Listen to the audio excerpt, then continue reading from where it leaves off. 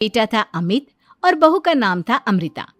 सुमित्रा जी की बहू की बातें सुनकर ऐसा लगता था कि जैसे वो बहुत इंटेलिजेंट है, क्योंकि उससे कभी भी कोई भी सवाल पूछो फट से जवाब दे देती थी। अरे भाई, उसके जवाब से तो गूगल भी पीछे रह जाता था।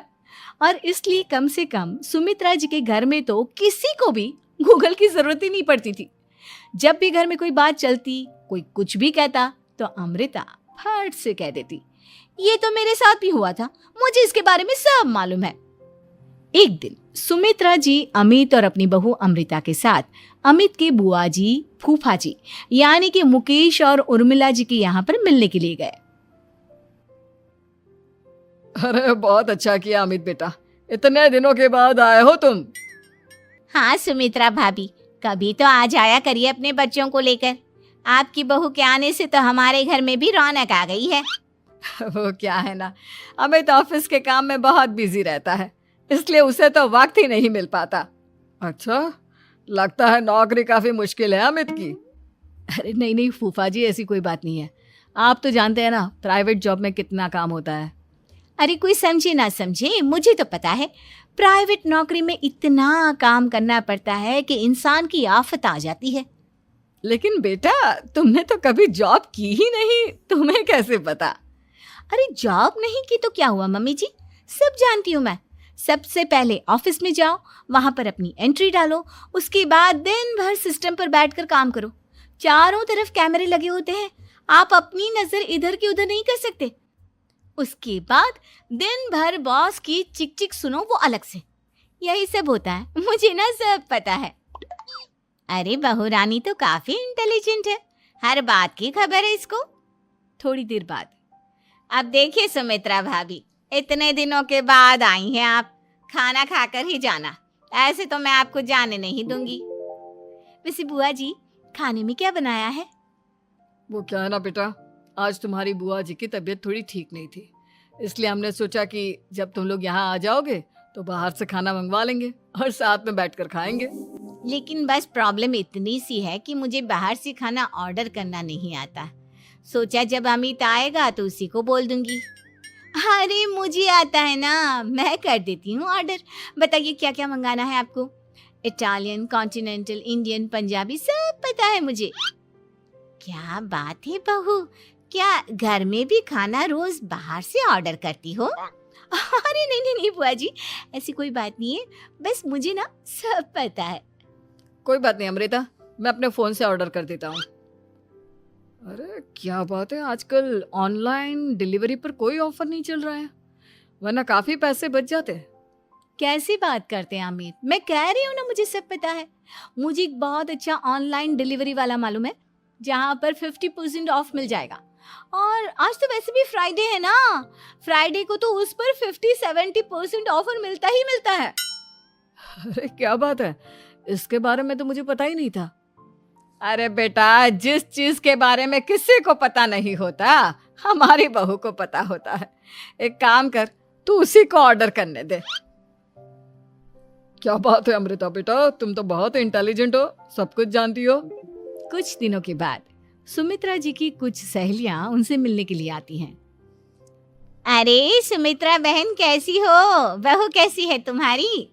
अरे पूछिए मत, बहुत इंटेलिजेंट है मेरी बहू, सब कुछ जानती है। क्या बात है, बहू के आने के बाद तो औरतें दुखी हो जाती है, लेकिन तुम तो बहुत खुश लग रही हो। वो क्या है ना, मेरी बहू है ही इतनी अच्छी। अरे तो बुलाओ ना, हमारे साथ बैठेगी, बातें करेंगी तो हमें भी अच्छा लगेगा। सुमित्रा जी अमृता को बाहर बुलाती हैं और उसके बाद सब लोग बातें करने लगते हैं। क्या बताऊं, कुछ दिनों से घुटनों में इतना दर्द हो रहा है कि चला भी नहीं जाता। अब बुढ़ापे में तो ये सब चलता ही रहता है, क्या कर सकते हैं। आंटी जी, आप योगा करिए, योगा और साथ में ना काले तिल खाया करिए, आपके घुटनों का दर्द भाग जाएगा। लेकिन तुमको ये सब कैसे पता बेटा?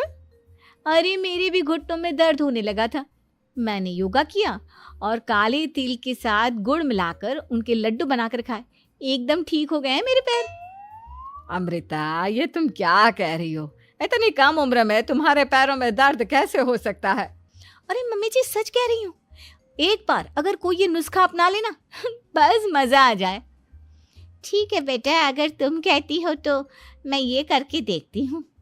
मुझे सब पता है आंटी जी, ये मेरे साथ हो चुका है, इसीलिए तो बता रही हूँ मैं आपको, ऐसे नहीं बताती किसी को।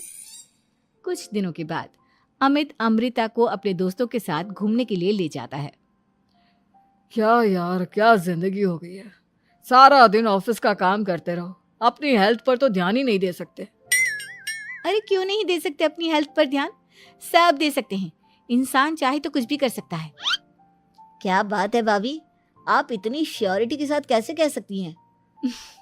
अरे आजकल ना एक से एक एप्लीकेशन है मार्केट में, और जानते हैं उसमें कुछ एक्सरसाइज तो ऐसी बताते हैं जिन्हें आप अपने ऑफिस में बैठे बैठे, मेरा मतलब लैपटॉप पर काम करते करते भी कर सकते हैं। अमृता, ऐसी एक्सरसाइज के बारे में तो मुझे भी नहीं पता था, तुम्हें कैसे मालूम? अरे मुझे सब पता है, हर चीज की खबर रखती हूँ मैं, जानते हैं ना आप। लेकिन ऐसी कौन सी एप्लीकेशन है और ऐसी कौन सी एक्सरसाइज है भाभी? एक मिनट, मैं आपको अपने मोबाइल में दिखाती हूँ। अरे वाकई में भाभी तो सही कह रही हैं। देखो यार, इसमें कितनी अच्छी एक्सरसाइज दिखाई गई है। अपनी चेयर पर बैठे बैठे एक्सरसाइज भी कर लो, काम भी और हेल्थ भी। वाह भाभी वाह, मजा आ गया। लेकिन अमृता, तुम्हें इस बारे में कैसे पता? अब मेरे साथ जो चीज हो चुकी है उसके बारे में तो मुझे पता होगा ही ना अमित। मतलब तुम कब ऑफिस में काम करने गई जो तुमने ऑफिस करते करते एक्सरसाइज की? मैं जो किचन में काम करती हूँ अमित, घर के काम, वो किसी ऑफिस के काम से काम है क्या? बस मैं भी वो सब करते करते इनमें से कुछ एक्सरसाइज ट्राई कर लेती हूँ, इसीलिए मुझे सब पता है। सही है यार, तुम तो बहुत इंटेलिजेंट हो। कुछ दिनों के बाद, ये क्या है, एक दोस्त ने मेरे साथ एक मजाक किया है लेकिन समझ में ही नहीं आ रहा। अरे बेटा तो अमृता से पूछ लेना, उसके पास कोई ना कोई जवाब जरूर होगा। ठीक कहती है मम्मी जी, मैं सब जानती हूँ। लेकिन अमृता, ये थोड़ा मुश्किल है, सोच लो। मेरे लिए कुछ भी मुश्किल नहीं, दुनिया की कोई भी पहेली हो मैं चुटकी में सॉल्व कर लेती हूँ। अच्छा ठीक है, देखो मेरे दोस्त ने मुझे एक खाली पेपर दिया है और कहा है कि इस पर उसने मेरे लिए कुछ मैसेज लिखा है। अब एक बात बताओ यार, खाली पेपर पर, आई मीन जिस पर कुछ भी नहीं लिखा हुआ, उसे मैं कैसे पढ़कर बताऊं? अरे बस इतनी सी बात, इसे तो मैं चुटकियों में सॉल्व कर दूंगी अमित। लेकिन कैसे बहू, इस पेपर पर तो वाकई में कुछ नहीं लिखा हुआ, एकदम खाली पेपर है, कैसे, क्या पढ़ोगी तुम? अमित एक छोटा सा काम करो, जल्दी से एक मोमबत्ती लेकर आओ। अरे बहू, पेपर में आग लगाने का इरादा है क्या? नहीं मम्मी जी, इस पेपर पर अमित के दोस्त का लिखा हुआ मैसेज पढ़ने का इरादा है। अमित कैंडल लेकर आता है। अब ना बस इस पेपर को धीरे धीरे कैंडल के ऊपर घुमाते रहो, देखना 2 ही मिनट में मैसेज आपकी आंखों के सामने होगा। अच्छा ठीक है, मैं ऐसा करके देखता हूँ। 2 मिनट के बाद, अरे वाकई में इस पर तो अक्षर बनने लगे, लेकिन ये हुआ कैसे? और अमृता, तुम्हें कैसे पता? बहुत सिंपल है मम्मी जी, अमित के दोस्त ने नींबू के रस से मैसेज लिखकर उसे सुखा दिया।